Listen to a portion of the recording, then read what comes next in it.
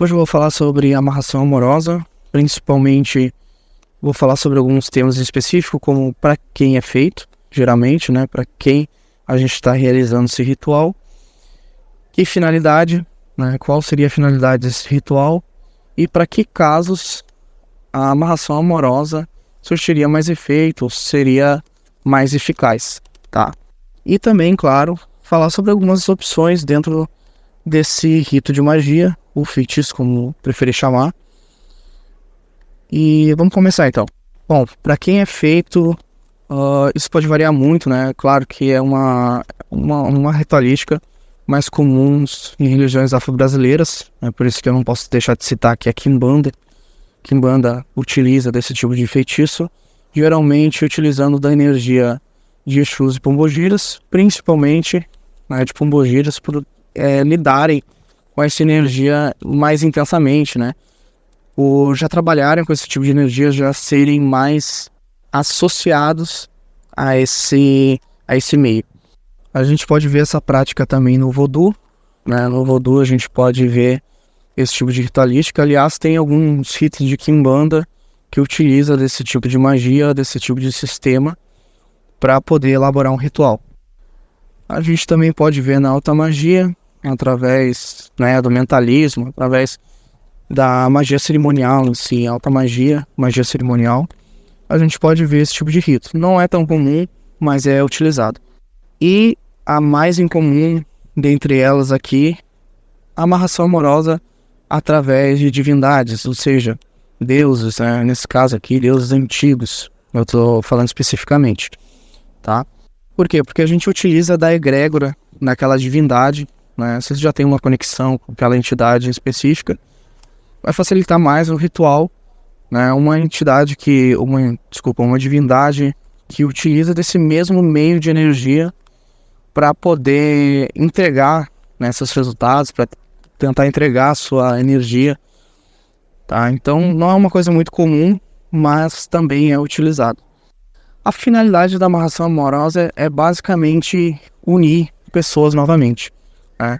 Na maioria dos casos são ex, mas pode ser utilizado também para situações como alguém que já está se conhecendo, alguém que já teve algum tipo de relação, né? Então isso é muito importante. A amarração amorosa pode ser utilizada tanto para um ex, né, como para uma pessoa que está conhecendo. De repente essa pessoa não tem o mesmo interesse, né? Não tem um sentimento recíproco relacionado ao amor, ao afeto. Então, resumidamente, ele pode ser utilizado em casos específicos, né? Como eu já tinha falado antes, então serve para relações que já tiveram alguns anos, para relações que já tiveram alguns meses. Isso pode variar, claro, dentro do próprio rito de amarração, né? Existem diversas opções, né? Eu costumo dizer que cada entidade dentro da Quimbanda, por exemplo, tem uma finalidade mais específica.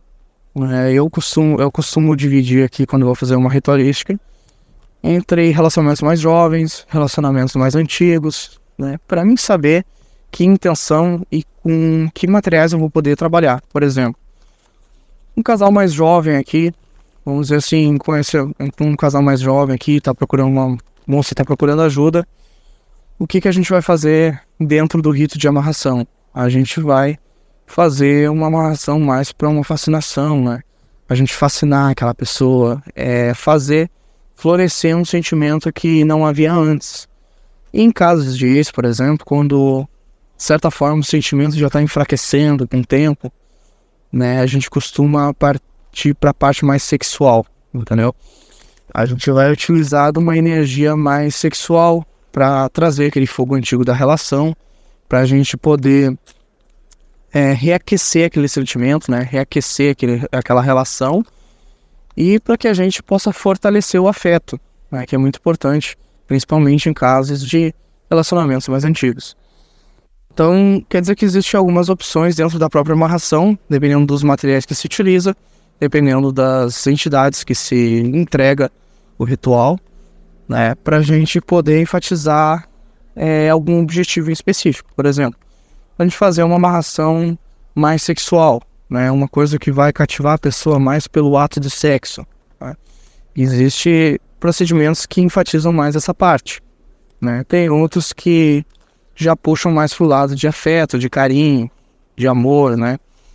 É mais ou menos como eu tinha falado do adoçamento, né? A amarração, o que muda mais na amarração é que a amarração, ela, de certa forma, ela não é tão passiva quanto o adoçamento. O adoçamento é uma coisa que pode levar mais algum tempo, vai tranquilizando, vai adoçando a pessoa, né? E a amarração já é uma coisa que pode ou não, né? Pode ou não ser um pouco mais impulsiva. Algumas questões, por exemplo, se é uma relação que está trancada, já não há mais sentimento nessa relação, já não há mais desejo sexual. Muitas vezes uma amarração pode até trancar pela parte financeira, né? Pela parte financeira de um casal. De repente está com alguém, e esse alguém já não tem tanto interesse, então, digamos assim, que já tem repúdio. Às vezes essa pessoa pode ficar trancada, né? Pode ficar trancada ali por questões financeiras, por exemplo, ou questões familiares. É uma coisa que acontece bastante. O rito de amarração amorosa, eu acredito que na parte, né, mais afetiva, é uma das mais intensas, né? Porque dentro dela, tanto em quimbanda, quanto magia cerimonial, quanto seja qual for a divindade que a gente for trabalhar, a gente consegue atingir um objetivo de forma mais intensa. Por exemplo, uma vez eu estava conversando com um cliente meu, que ele disse, mas tem risco de um trabalho de amarração não ter resultado? O que eu falo? Não existe uma amarração que é bem feita, não existe uma amarração que não haja resultado, né? Que não haja efeito. Porque automaticamente, quando a gente realiza uma amarração, de certa forma ela já está agindo, já está refletindo algum efeito na pessoa, entendeu? Então, por mais que não seja aquele objetivo específico, a gente ainda está conseguindo manipular certas situações para que ocorra, né, uma intensificação do sentimento de uma parte ou outra, né? Então, como eu costumo dizer, não existe trabalho sem resultado. Existem trabalhos que não atingem a meta que muitas vezes o cliente vem procurar, né? De uma forma ou outra, a amarração une, né? De uma forma ou outra, ela te conecta de volta, seja com o ex ou com um parceiro. Então tem esse efeito, tem esse resultado. Só que parte também da responsabilidade do cliente trabalhar junto com o magista para que tenha mais resultado, né? Não adianta, por exemplo, a gente fazer uma ritualística de amarração aqui, vamos dizer assim, a pessoa está se aproximando, já está criando um sentimento, de repente vocês estão criando uma amizade, né? Independente, isso aí já é uma demonstração do efeito do ritual. A pessoa já está se aproximando, a pessoa já está voltando a conversar. E assim, muitas vezes a pessoa, o indivíduo em si que está sendo atingido pela magia, né? Ele não vai demonstrar tudo que ele está pensando, tudo que ele está sentindo. Isso requer um pouco de tempo. Então, parte do cliente também ter um pouco mais de paciência e, de repente, consertar certas questões que já não deram certo no passado. Por exemplo, cuidar para não ser uma pessoa impulsiva, cuidar para não ter brigas nesse meio tempo, porque a gente já está trabalhando, né? A ritualística está trabalhando em cima da cabeça dessa pessoa, né, escolhida. Então, o ideal é evitar, né, esses impactos, essas impulsividades, para que o trabalho possa ocorrer naturalmente. Então isso é muito importante na ritualística. Por acaso, esse tipo de ritualística eu vou passar no curso. O curso está para ser lançado em dezembro. Esse vídeo aqui vai ser lançado no grupo, né? No YouTube estou pretendendo deixar todo o conteúdo ali. Por acaso vocês queiram reavaliar, né?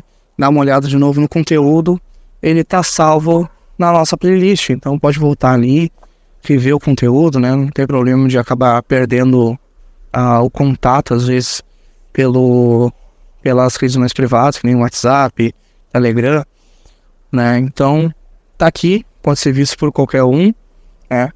Se caso haja alguma dúvida em relação a trabalho de amarração amorosa, entre em contato comigo, a gente troca uma ideia, alguma coisa que eu não expliquei no vídeo, de repente, né? E aí a gente pode ir conversando, de repente,